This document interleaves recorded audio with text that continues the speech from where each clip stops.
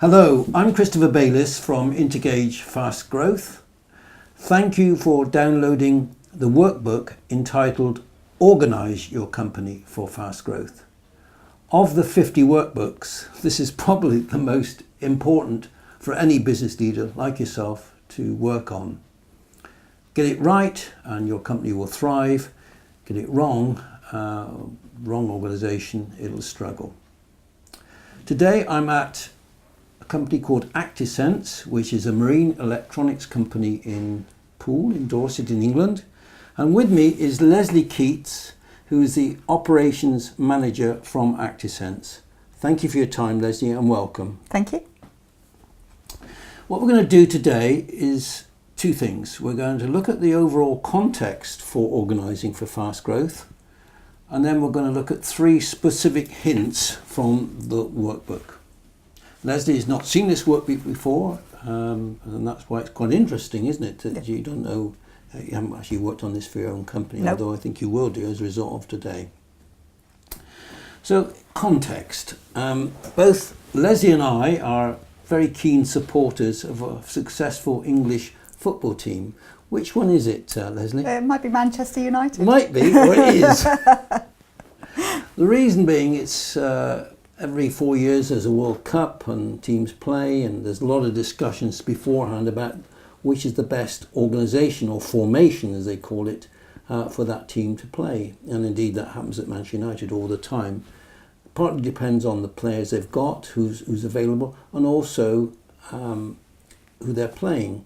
So they can be playing 4-4-2, 4-5-1, 4-3-3. The final formation could be 5-3-2.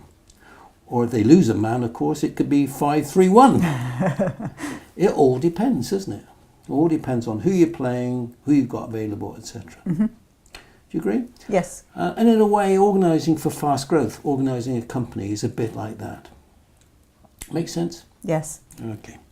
So what we're going to do is look at this workbook and show how business leaders can use it to actually decide the best or their preferred organisation for the next stage of their growth. Okay. Okay. So on the covering page, Leslie, it's called Organising for Fast Growth. And the purpose of this workbook is to assist you, if appropriate, to design your new organisation for your company to achieve fast growth. It may not be appropriate, you may be happy with the design. And I mean design, but do the design if it's appropriate. And then the 18-month goal is that your new organisation is contributing substantially to your sales, profit and business growth. The picture I like in terms of thriving, fast growth businesses is very much that one, Leslie. If you can just see the blue line, you know, that's like now. This is time, maybe years. Get it right and you can do that. Particularly if you've got the right products and the right market focus and all that stuff with the right organisation. Mm-hmm.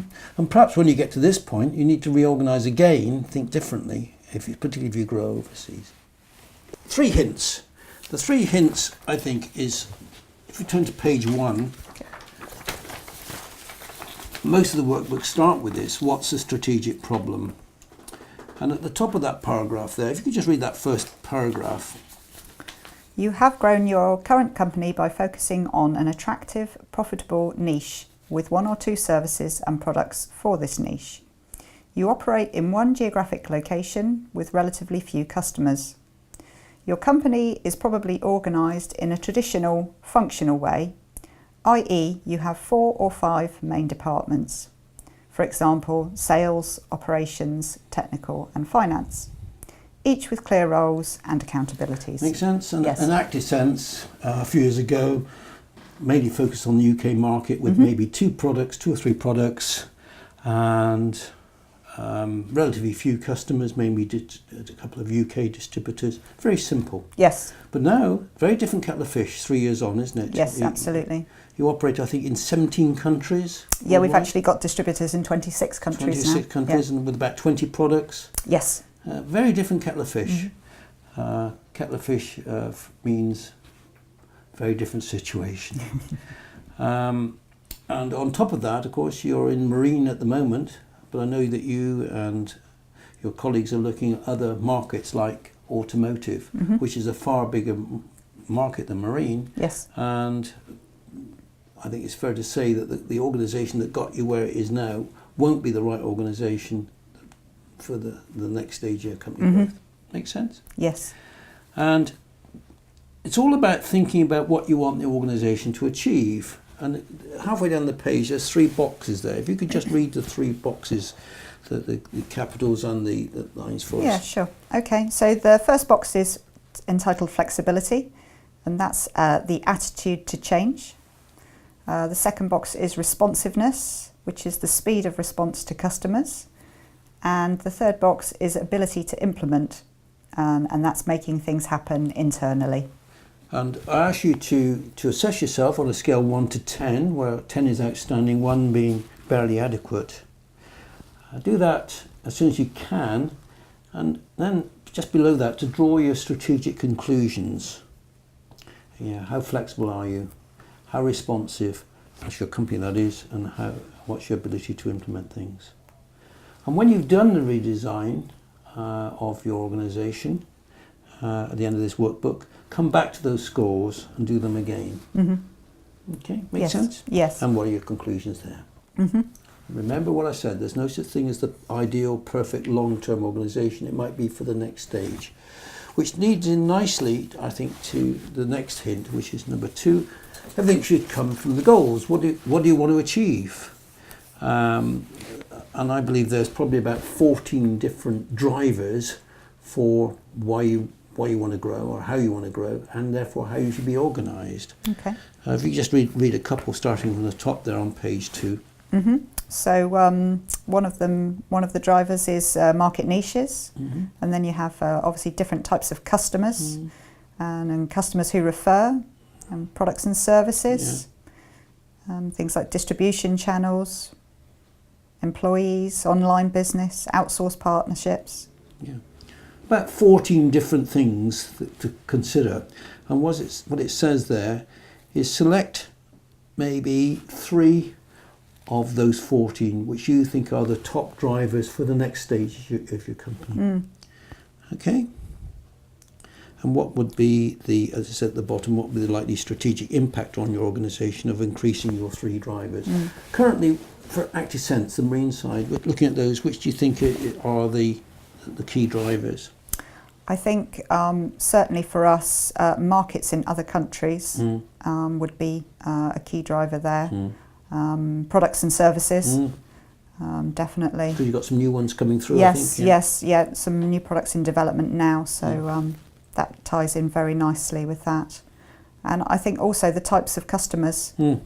Because you're leisure marine, aren't you? Leisure marine, but hoping to expand into commercial marine. Yeah. So there's a different customer base there for us. Definitely, different needs. Okay, and then the third hint, and this is really the heart of this workbook, the heart of this thinking, is on page 3. Remember just now we talked about Manchester United or the other football teams organised on different ways depending on the situation. At the top there, number 1, design of the organisation by function. And I think it's fair to say most organisations with a service or product start off that way. Have some salespeople, some production people, some finance people by function. Perfectly okay. It certainly has some advantages. It's usually very clear roles and accountabilities, and it's very simple. But potential disadvantages are it can be very slow to respond.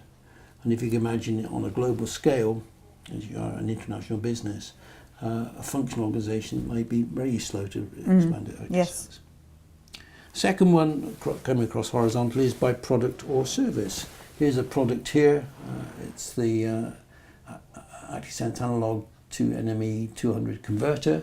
You can imagine that's for the marine side. You can imagine possibly you could do one for other sectors, like automotive, etc. So you could organise this company by that product. Yes.